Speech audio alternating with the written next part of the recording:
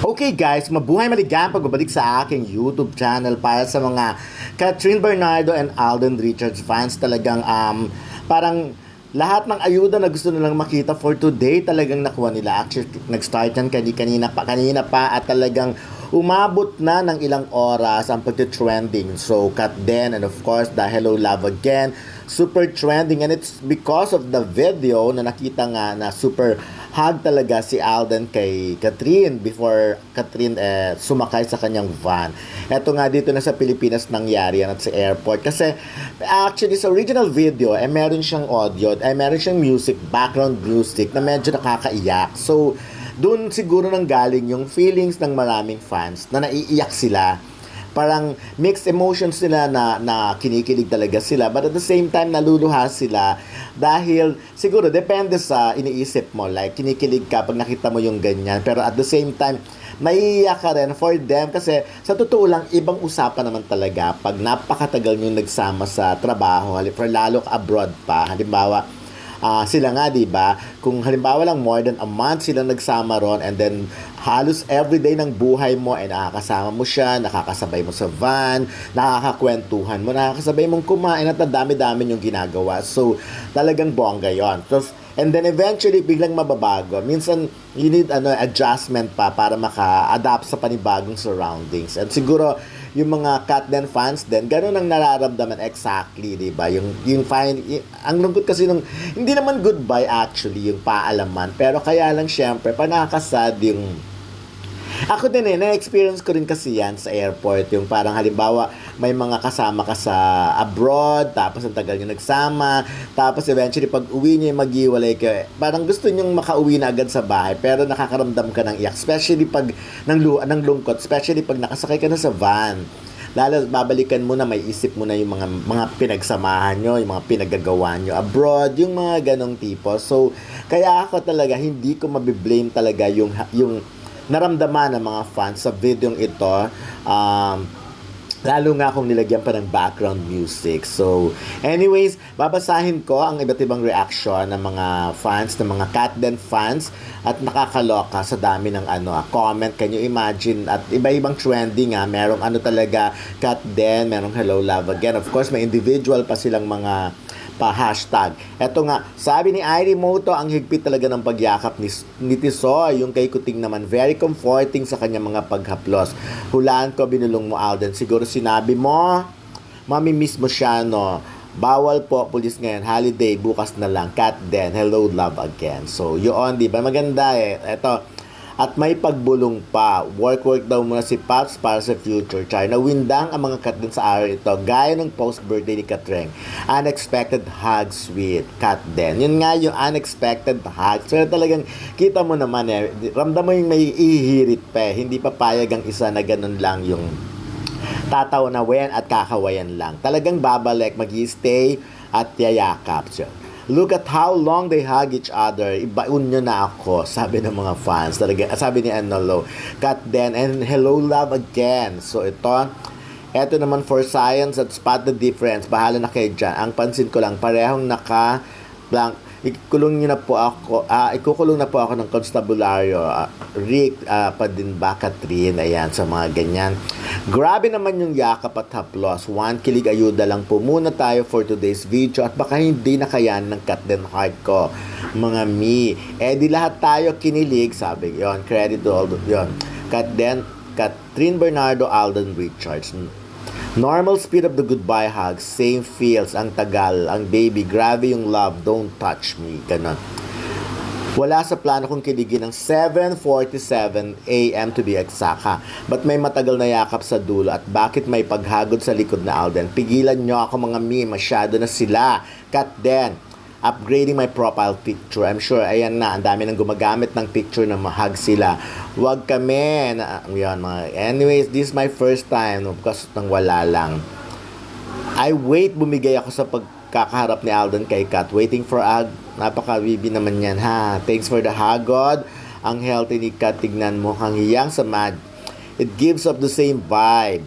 Ano kaya ang meron? Ayan. So, Ayun, napakaraming ano. Ito nga yung sinasabi ko, yung nasanay ka na may katabi ka sa van dahil may look forward ka, tapos biglang solo mo na lang, kaya sa front seat ka na nang pop-ups, love is in the air. So yung mga ganyang tipo, totoo naman yan, maapektuhan at maapektuhan ka, lalo't pagkasaya-saya ng mga pinagsamahan nyo abroad. Talagang kung pwede lang ma-extend, di ba, ganun nga eh. Usually sa press con, sinasabi ng mga ITC talaga, kung halimbawa tapos na yung pelikula, sasabihin nila, kung pwede lang ma-extend yung shooting nila or taping pag teleserye, ay gagawin nila. So, well, kaya lang nga, ganun talaga. Lahat naman, syempre, hindi naman maganda kung hindi matatapos yung shooting. Wala tayong mapapanood sa November. But anyway, so ayan, ang dami-daming natuwa for today. Ang daming kinilig. At syempre, nakikita naman natin, ako for the first time na naman, para ang ingay-ingay na naman talaga ng tandem na ito, ng Kat Den love team or ng tandem. Kasi, can you imagine, parang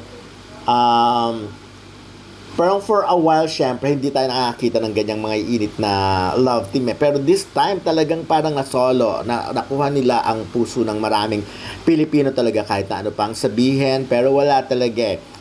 Because, siguro kasi ang daming nangyari in the past, yung talagang may mga moment na pigil, but this time, talagang todong-todo na. So, kaya naman ako, actually, lagi ko namang sinasabi, kahit sa show namin ni Ray Pumalo, yung meaning sa DWAR, Abante 1494 or Abante DWAR 1494, lagi ko namang sinasabi na talagang ang wish, ang nakikita ko talagang scenario dito ay talagang magiging sila, yun ang tingin ko. Pero no pressure. Kasi alam naman natin ramdam naman na si Alden, matagal na rin niyang gusto si Catherine. It's just that wala ngang chance ng mga time na yun because very much si Catherine sa iba, diba? Pero nung finally nangyari ang hindi inaasahan ng lahat na nangyari, eto na nga, nagkaroon ng chance, at I'm sure hindi na ito palalagpasin. So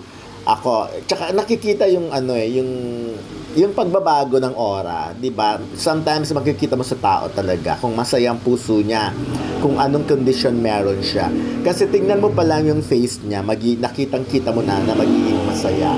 And at the same time nga, ganun din naman with Catherine. Sabi nga, yung aura ni Catherine, yung look niya ngayon talagang look ng total happiness. So, ayan, ako naman umasam na lang tayo na, of course, wag nating i-pressure, pero alam naman natin na tama na yung so far or sa ngayon, i-enjoy natin yung mga moment na nakikita natin na nagkakasama sila at yung mga ganyan. Kaya lang, again, balikan natin, nakakalungkot din yung pag nakikita mong lalo yung ganyan eksena, yung pagtas mag-hug, sasakay na sa van yung girl, tatalikod na rin yung lalaki, maglalakad na palayo. Yung mga tipong ganyan. So, but anyways, hindi naman ito ang last, of course. Malay natin, mas marami pang sightings, mas marami pang chance na magkita sila. So, and I'm sure naman, mas mangyayari pa yon. Although, of course, for now, siguro, meron na muna silang mga gagawin na kanya-kanyang moment or activities sa showbiz, mga project. But of course, dire-diretso na yan, especially pag nag-start na ang promotion. Alam naman natin, ang promotion talagang pinagbubuhusan na yan ngayon. Hindi lang yan weeks na promo, kailangan yan month talaga na promo. Yun ang pinaka-effective. At saka, alam nyo, yung interest talaga ng mga tao, ng fans, ng mga netizen, nakikita ka from Facebook, YouTube, TikTok, X, Instagram, ang taas-taas nung interest, yung talagang pag sila ang topic, bongga ang engagement. So, yun lang naman yun. Kaya nararamdaman ko talaga, tsaka nakakaloka, yung at this point, may mga nabubuong love team. I mean, may mga fans club na nabubuo. Ngayon lang, parang ino-organize yung iba. So, kaya expect more talaga. Mas marami pang mag-organize. Although, noon pa naman meron ng mga love team talaga ang Kat Den, diba, sir? Pero syempre, mas dumadami yun sa ngayon. Kasi nga, mas dumadami talaga ang fans. Ako naniniwala ako na yung mga fans noon, yung mga nagdadalawang isip pa, all out na ngayon, tumodo na ngayon. And this time, talagang tumataya na sila. So, at sa pagtaya nilang yon, of course, lahat ay umaasam na sa success, mauuwi ang lahat. So for now, hayaan na muna natin kiligin. Medyo ano lang, i-feel lang natin yung moment na medyo sad din because may isip lang natin na hiwalay na uli sila pagdating dito sa Pilipinas sa ngayong gabi. Pero malay naman natin pagdating sa sasakyan, di ba, chat or call or whatever pa rin yan. Pero syempre, they need to go home. Kailangan na umuwi sa kanilang mga bahay. So yun na muna for now. Maraming salamat sa patuloy na pag-support sa aking YouTube channel. Sa mga hindi pa nakusubscribe, mag-subscribe kayo para mas bonggang